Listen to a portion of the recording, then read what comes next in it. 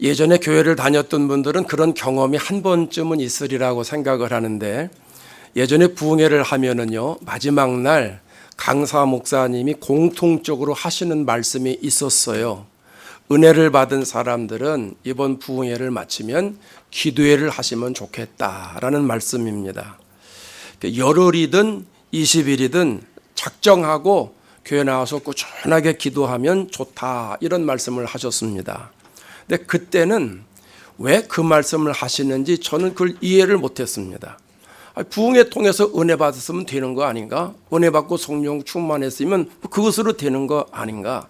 우리가 잘 알잖아요. 은혜 받으면 마음이 뜨겁지 않습니까?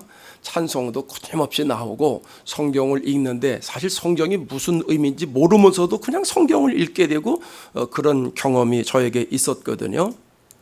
부흥회를 통해서 그런 은혜 받은 것들을 꾸준하게 지속시키라, 이제 그런 말씀입니다. 근데 그때는 잘 몰랐는데 목회를 하면서 가만히 보니까 그 부흥회 때마다 강사님이 하셨던 말씀의 의도를 알겠더라고요. 부흥회 때 은혜를 받으면 그것이 저는 오래 갈 줄 알았어요. 근데 이게 일주일은 갑디다. 근데 열흘, 20일, 한 달 못 가더라고요. 저의 경우에 있어서는. 그게 생각처럼 오래 못 가더라고요. 바람 빠진 풍선처럼 내 안에 영적인 힘이 쭉 빠지기 시작해가지고 다시 옛날로 돌아가곤 했다라고 하는 것이죠. 강사님이 그걸 아시기 때문에 부흥회 끝나고 나면 그걸 계속 지속시키는 비결은 기도밖에 없으니까 기도해라, 이렇게 말씀하셨다라는 걸 뒤늦게 알게 됐다라고 하는 것이죠.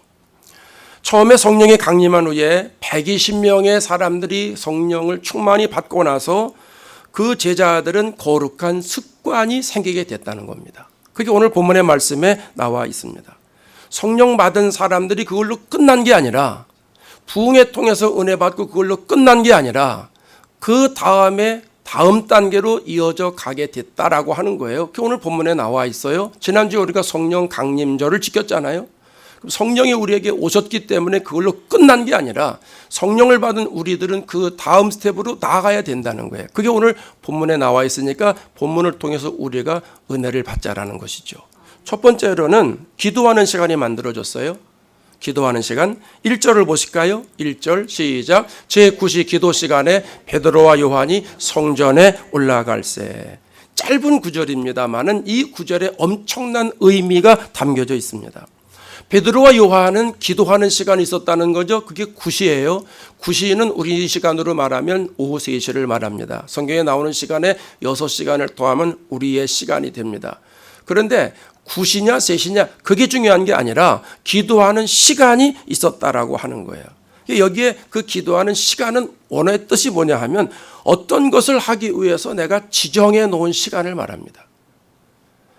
어떤 것을 하기 위해서 그 시간만큼은 다른 걸 안 하고 그거에 집중하도록 내가 구별해 놓은 시간을 말하는 거예요. 오늘 우리가 11시에 예배를 드리기 위해서 이 시간을 구별해 놓고 하나님 앞에 나오셨잖아요. 이거는 호라의 예배 시간, 이렇게 말합니다. 그러니까 베드로 요한은 기도하기 위해서 9시를 정해 놓은 거예요. 그리고 9시에 하나님 앞에 나와서 기도했어요. 그걸 호라의 기도 시간, 이렇게 말합니다. 베드로와 요한이 정기적으로 기도했다라고 하는 건 특별한 의미가 있습니다. 성령이 강림한 후에 베드로가 오순절에 설교를 하잖아요. 십자가와 부활이 베드로 설교의 중심 기둥이잖아요. 너희가 십자가에 죽인 예수를 하나님이 살렸다. 우리가 그걸 두 눈으로 똑똑히 봤다. 그래서 우리는 이 일의 증인이다. 담대하게 설교를 합니다. 사람들이 베드로의 설교를 듣고 감동을 받습니다. 회개하기 시작을 합니다. 그러니까 세례받고 성령 받는 그 순서를 베드로가 알려줍니다. 그래서 그날에 세례받은 사람이 3,000명이나 더했다, 이렇게 설명을 합니다. 그러니까 초대교회가 갑자기 부흥을 한 겁니다. 개척교회를 시작을 했는데 갑자기 3,000명으로 부흥됐다, 이런 말이거든요. 자, 여러분, 그 사람들이 성전에 모였습니다. 그들이 예수님을 모르니까 사도들이 성경을 가르쳤습니다. 예수를 이렇게 믿는 거라고 계속 가르쳤습니다. 그러면 예루살렘 교회에 갑자기 새가족반이 생기지 않았겠어요? 갑자기 제자훈련반이 생기지 않았겠어요? 성숙자반이 생겼겠죠? 지도자반이 생겼겠죠? 고급반이 생기지 않았겠습니까? 여러 클래스의 성경 공부 그룹이 생겼을 거라는 겁니다. 그러면 사도들이 얼마나 바쁘겠습니까? 날마다 성경 공부해야죠. 날마다 설교해야죠. 그때는 어려운 사람들이 많으니까 물건을 서로 나누어 준 때 아니겠어요? 어떤 사람들은 재산과 소유를 팔아서 사도들 발 앞에 놨습니다. 그럼 사도들이 그걸 가난한 사람들에게 다 나눠주는 일을 했습니다. 베드로와 요한이 눈코 뜰 새 없이 바쁘고 분주할 때라고 하는 거예요. 그럼에도 바쁘고 분주한 가운데서도 정기적으로 기도하는 시간을 만들었다는 겁니다. 이게 중요한 겁니다. 베드로와 요한이 성령의 충만을 받고 일하는데 몰두하지 않았다는 거죠. 기도 시간을 만들어서 하나님과 나와 영적인 교제하는 시간을 만들었다는 거예요. 그렇게 바쁜 가운데서도 기도하는 시간을 만들어야 할 만큼 베드로와 요한은 기도가 중요했다라는 것이죠. 여러분 보세요. 은혜 받고 성령 받고 충성하다가 또 여러 가지 일로 분주하다 보면 그때는 기도해야 된다는 게 얘기가 좀 달라집니다. 평상시에는 기도해야 된다는 거 당연히 여기는데요. 내가 좀 바빠 보세요. 소위 잘 나가 보세요. 돈 버는 일이 내 앞에 쫙 펼쳐져 보세요. 돈 버는 사람들은 돈 보이잖아요. 이게 보인대요. 또 자기 이름이 알려졌어요. 조금 높아져 보세요. 여기저기서 연락이 오고 이러보세요. 그러면요, 세상적으로 잘 나가기 시작을 하면 예배에 소홀해지기 쉽습니다. 기도하는 거 엄두 내지 못합니다. 바쁘니까 기도를 해도 짧게 합니다. 하나님, 오늘 제가 무지 바쁩니다. 그러니까 제가 아시죠? 이 정도만 하고 하나님 갑니다. 벌떡벌떡 일어납니다. 루터는 바쁘기 때문에 기도를 더 하라고 했는데, 아이고 목사님 그건 루터 얘기고 루터니까 그렇고 나는 달라요 뭐 이러면서 하나님도 이해하실 거야 이러면서 기도를 약식 기도를 하게 되곤 하지 않습니까? 그러다 보니까 기도하는 시간이 무너집니다. 근데 베드로와 요한은 그렇지 않았다는 거죠. 여러분 바쁘다 보면 기도하는 시간 없다는 게 이게 남 얘기가 아니고요. 저는 목회하면서 처절히 깨달았어요. 제 얘기 좀 할게요. 제가 샌프란시스코에서 35에 개척을 했는데 하나님이 은혜를 주셨어요. 교회가 건강하게 부흥하고 성장을 했어요. 주변의 목사님들이 교회도 이제 건강하게 성장을 했으니 이제 연합회 일도 좀 했으면 좋겠다. 저를 연합회 회장으로 세웠습니다. 35에 개척을 했는데 42살에 연합회 회장이 됐습니다. 최연소 회장입니다. 말로만 회장이 아닙니다. 여러분 잘 아시듯이 이민교회 역사는 교회 역사입니다. 교회가 중심이 더 시작이 됐습니다. 특별히 샌프란시스코는 기독교가 들어온 역사가 엄청나게 깁니다. 교회 역사 그 자체가 이민교회 역사이기 때문에 회장이 해야 할 일이 많았습니다. 부활절 연합예배 참석해야 되고 설교해야 되고 성탄절 연합 이건 뭐 우리가 늘 하는 일이기 때문에 또 회원교회 부흥하거나 뭐 하면 행사하면 참석해서 격려해주고 축복해주고 하는 일을 해야만 했습니다. 또 지역사회를 이끌어 가야 되기 때문에 한인의 총영사관 또 평통 언론사 두루두루 다니면서 협력해서 일을 해야만 했습니다. 그게 회장이 하는 일입니다. 교회만이 아니라 사회도 어우러져서 주도적으로 이끌어가야 하는 일을 회장이 했다라고 하는 것이죠. 그러니까 3.1절 기념식에도 참석하고 8.15 광복절 행사에서도 참석을 합니다. 그런데 참석하면요, 한인사회에 높으신 어른들이 아이고 목사님 오셨어요. 회장님 목사님 오셨네. 늘 상석에 앉혀요. 그래야 나중에 사진 찍을 때 잘 나온대나 뭐 어떻대나 뭐 이래가지고 여러 가지 핑계를 대면서 그렇게 잘해줍니다. 여러분 그거 괜찮습니다. 그거 괜찮습니다. 그렇게 1년을 했는데요. 목사님들이 잘했다고 1년을 더 시켜줍니다. 제가 최연소 회장이면서 최연소 재선 회장입니다. 43살 됐는데 저보다 3살 많은 46살 되신 전도사님이 저를 목사 안수위원으로 부탁을 했습니다. 그래서 제가 목사 가운을 입고 안수 가운을 입고 목사 안수교회를 갔더니 사람들이 놀립니다. 박 목사 이제 안수 받아? 이제 안수 받아? 예, 그 다음에 감리사를 했습니다. 감리교회 꽃이라고는 감리사, 장로교로 말하면 노회장입니다. 이거 다 40대 했습니다. 여러분, 제가 이렇게 생겼어도 잘 나갔습니다. 40대 때 꽤 잘 나갔습니다. 그렇다고 교회가 안 됐냐? 잘 됐습니다. 교회가 재밌었습니다. 성도들이 얼마나 많이 도와주는지, 얼마나 목회 협력을 잘해주는지, 목회가 얼마나 재밌었는지 모릅니다. 그런데요, 문제가 생기기 시작을 합니다. 다른 사람은 모릅니다. 저만 아는 문제입니다. 내 영혼에 빨간 불이 들어오기 시작을 했다는 거예요. 바쁘고 분주하니까 기도할 시간이 없어요. 당연한 것 아니겠어요? 바쁘니까 기도할 시간 없고 다니다 보니까 몸이 피곤합니다. 힘듭니다. 영혼의 메가리가 없어집니다. 그러니까 영역이 나오질 않죠. 설교를 합니다. 열심히 합니다. 열심히 하면 뭐합니까? 영역이 없는데. 영적인 능력이 빠진 설교를 하게 되더라 하는 거죠. 그때 제가 사도행전 3장 1절 말씀을 읽었습니다. 엄청난 비밀을 깨닫고 회개 많이 했습니다. 베드로 요한이 그렇게 바쁘고 바빠도 기도하는 시간을 사수했더라고요. 지킨 게 아니에요. 그건 사수한 거예요. 제9시 기도 시간, 그걸 누구에게도 뺏기지 않았다는 거죠. 은혜 받고 성령 받은 사람들은 기도하는 습관을 만들어야 되는구나. 늘 기도해야 되는구나. 이걸 제가 그때 뼈저리게 느꼈다는 것이죠. 그때부터 교회 밖의 일을 정리하기 시작을 했습니다. 회장은 임기가 1년이니까 임기를 다 채우고 그 다음 1년 다 채우고 다 내려놨습니다. 사회 모든 일 다 내려놨습니다. 교단의 모든 일 다 내려놨습니다. 그리고 기도하는 일에만 몰두하기 시작을 했습니다. 오전에 사람 안 만났습니다. 하나님과 나와의 영적인 기도하는 시간을 가졌습니다. 10년 동안 죽어라 하고 영성훈련 했습니다. 새벽기도 끝나고 계속해서 기도합니다. 7시까지, 8시까지, 9시까지 계속 기도합니다. 20일 작전 기도합니다. 40일 철야 기도합니다. 1000번째 합니다. 성경에 나와 있는 기도라는 기도는 제가 거의 다 해본 것 같습니다. 기도 시간을 점차 늘려갑니다.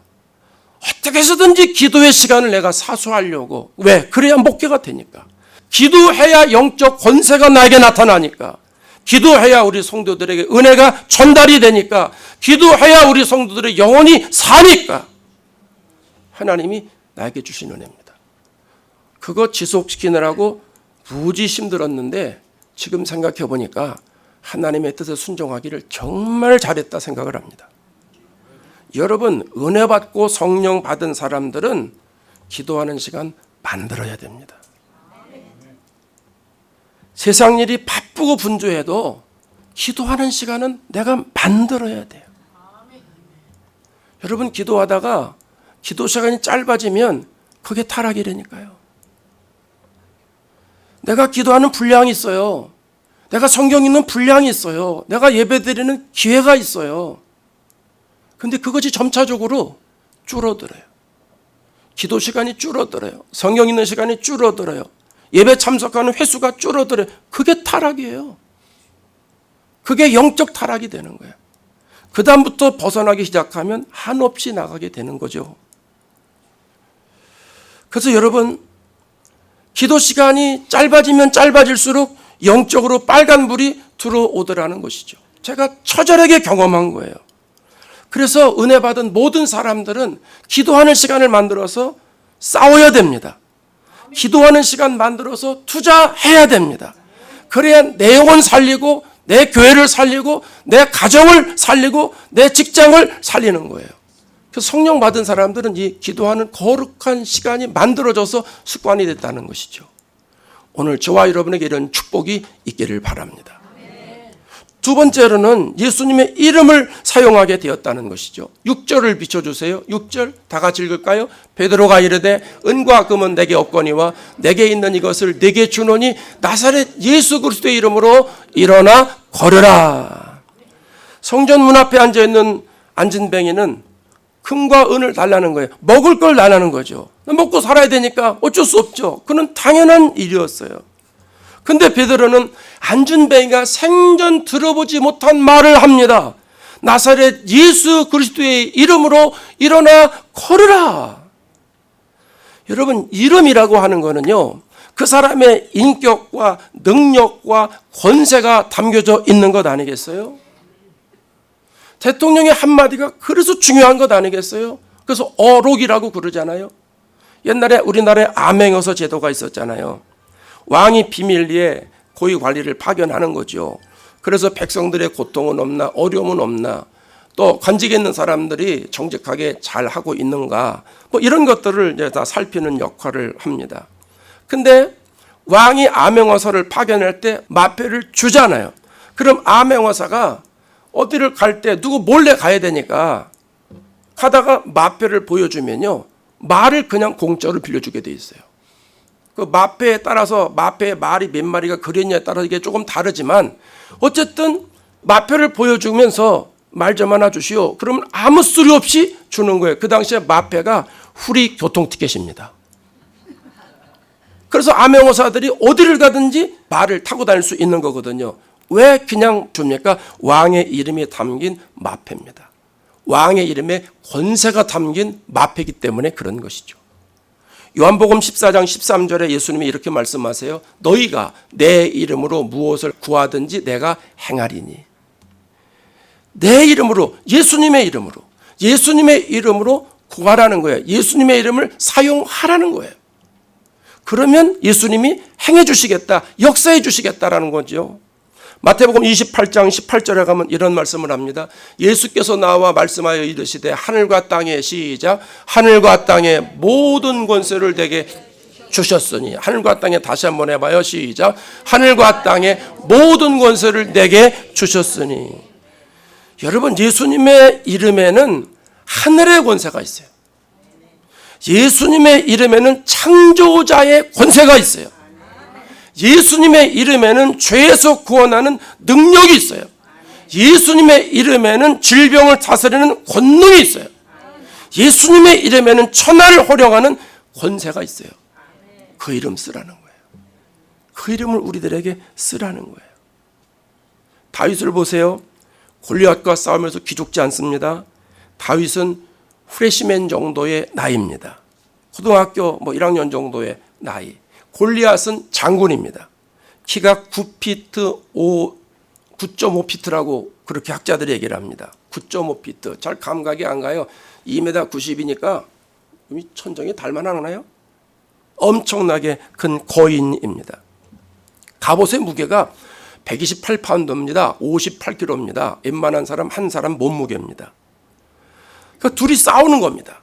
그런데 다윗의 입에서 어떤 목소리가 나옵니까? 사무엘상 17장 45절에 가면 다윗이 블레셋 사람에게 이르되 너는 칼과 창과 단창으로 내게 나아오거니와, 그 다음에 나는 만군의 여호와의 이름 곧 내가 모욕하는 이스라엘 군대의 하나님의 이름으로 내게 나아가노라. 만군의 여호와의 이름, 하나님의 이름을 가지고 나아가는 거예요. 하나님의 이름을 가지고, 다시 말하면 예수님의 이름을 가지고 나아가는 거죠. 그럴 때 물맷돌 하나로 단번에 제압하지 않습니까? 하나님의 이름이 승리하게 한 거예요. 예수님의 이름이 승리하도록 역사해 주신 줄로 믿습니다. 사도행전 3장으로 다시 돌아오면 베드로와 요한이 이 예수님의 이름을 사용했다는 거예요. 나에게는 네가 지금 구하는 게 없어. 먹을 것도 없어. 돈이 없어. 그렇지만 나에게는 너에게 없는 게 있어. 그게 예수 그리스도의 이름이야. 이 예수 그리스도의 이름을 너에게 줄 테니까 너는 그 예수 그리스도의 이름을 가지고 일어나라. 이 예수님의 이름의 권세를 가지고 안진뱅이에 주는 거죠. 어떻게 됐을까요? 7절에 보세요. 오른손을 잡아 일으키니, 베드로가 오른손을 잡아 일으키는 겁니다. 발과 발목이 곧 힘을 얻게 되고. 8절에 보세요. 뛰어 서서 걸으며 그들과 함께 성전으로 들어가면서 걷기도 하고 뛰기도 하며 하나님을 찬송하니. 걷기도 하고 뛰기도 한다는 것, 여러분 이게 쉬운 일이 아닙니다.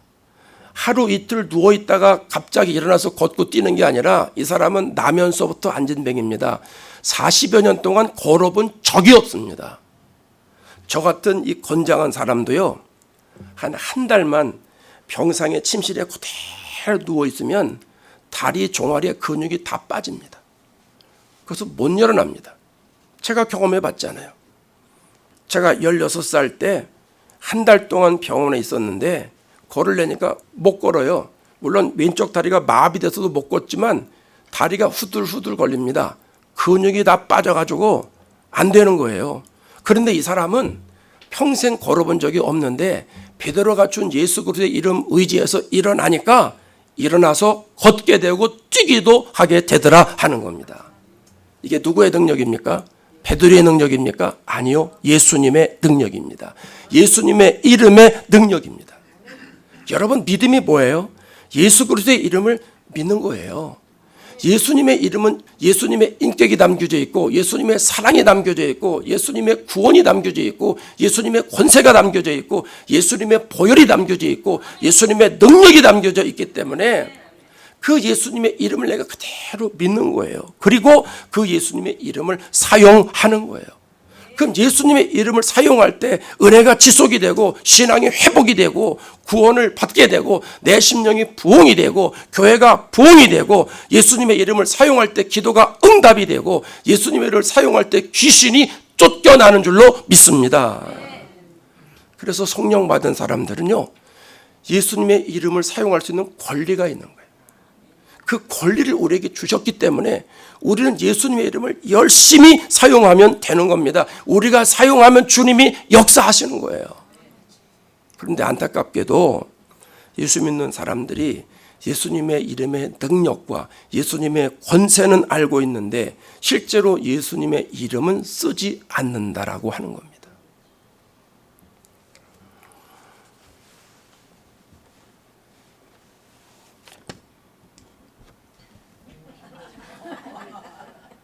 우리가 좋아하는 겁니다. 이거 싫어하는 사람 하나도 없죠. 제가 100불을 주머니에서 꺼냈습니다. 여러분, 이거 종이장입니다. 이거 종이장 획 버려도 되는데 전 안 버립니다. 이거 왜요? 100불의 값어치가 있습니다. 100불. 오늘 예배 끝나고 오후에 이거 가져가면요, 마켓에 가면 이만큼의 물건을 줘요. 이거 가지고 몇 사람은, 그래도 두세 사람은 먹을 수 있죠. 요것만큼 먹을 수 있습니다. 뭐예요? 돈의 능력을 믿는다는 거예요. 그리고 소중하게 여깁니다. 그래서 이렇게 함부로 떨어뜨리지 않고 소중하게 여겨서 고개 주머니에 넣습니다. 우리 다 그렇게 살아갑니다. 여러분, 100불의 능력은 믿으면서 예수 그리스도의 이름의 능력은 안 믿는다는 거예요. 여러분, 예수 그리스도의 이름의 능력을 믿으세요? 그럼 사용하세요. 믿는 것만큼 사용하세요. 입술로는 내가 믿는데 그게 될까? 그러니까 안 되는 거예요. 이 사람은 믿음이 너무 좋아. 안 된다는 걸 믿어. 아니, 된다는 걸 믿어지 왜 안 된다는 걸 믿어요? 베드로도 예수님의 이름을 사용해서 역사를 일으켰는데 오늘 저와 여러분들 예수 그리스도의 이름을 믿을 때 그 권세와 능력을 믿고 사용할 때 신앙생활에 탄력을 받는다는 사실을 기억하시기를 바랍니다. 예수님의 이름의 권세와 능력을 우리가 사용하면 내 삶이 달라질 겁니다. 은혜 받고 성령 받았을 때 그 영적인 상태가 계속 지속되리라고 생각을 합니다. 우리의 환경과 여건과 상황에 따라서 휘둘리지 않고 예수님의 이름을 사용하기만 하면 내가 신앙생활에 업앤다운이 있지 않고 꾸준하게 이어져 나갈 수 있다는 거예요. 혹시 우리 중에 코로나 바이러스 몇 년 겪으면서 신앙생활의 회복이 아직 되지 않은 분 계세요? 사사로운 여러 가지 문제 때문에 휩쓸려서 영적으로 방황하는 사람들이 있으세요? 예수님의 이름을 사용하시기를 바랍니다. 예수 그리스도의 이름을 사용하면 내 신앙이 회복이 됩니다. 예수님의 이름을 사용할 때 내가 영적으로 새로운 사람이 됩니다. 예수의 이름으로 나는 일어서리라. 주가 주신 능력으로 나는 일어서리라. 원수가 날 향해 와도 쓰러지지 않으리. 주가 주신 능력으로 주가 주신 능력으로 주가 주신 능력으로 일어서리. 세 번째는요, 성령 받은 사람들은요 신선한 충격을 줬다는 것이죠. 10절을 보세요. 마지막 절 10절. 그가 본래 성전 미문에 앉아 구걸하던 사람인 줄 알고 그에 일어난 일로 인하여 심히 놀랍게 여기며 놀라니라. 안전뱅이가 예수님의 이름으로 벌떡 일어나가지고 뛰기도 하고 하나님을 찬양하는 모습을 보면서 주변의 사람들이 깜짝 놀라는 거예요. 아니, 이 사람은 성전의 미문에 앉아있는 사람 아니야? 이 사람은 태어나면서부터 걸어본 적이 없는 사람 아니야? 근데 어떻게 이 사람이 이렇게 일어나게 됐어? 어떻게 이 사람이 뛰어다니면서 하나님을 찬양하게 됐어? 사람들이 놀랍게 되었다라고 하는 것이죠. 안진뱅이만 그런 게 아니에요. 사도행전 4장으로 넘어가면 종교 지도자들에게도 충격이 주어지잖아요. 베드로가 설교를 하다 보니까 이 설교를 듣는 종교 지도자들이, 아니, 베드로는 본래 배운 것이 없는 보잘것없는 사람 아니야? 저 사람 갈릴리 어부 아니야? 근데 어떻게 저렇게 담대하게 말할 수가 있어? 어떻게 저 말에 저렇게 영적인 능력이 있을 수가 있어? 종교 지도자들이 깜짝깜짝 놀라는 것이죠. 예수님의 이름이 충격을 갖다 주는 거예요. 여러분, 성령 받은 사람들은 세상에 신선한 충격을 갖다 줍니다.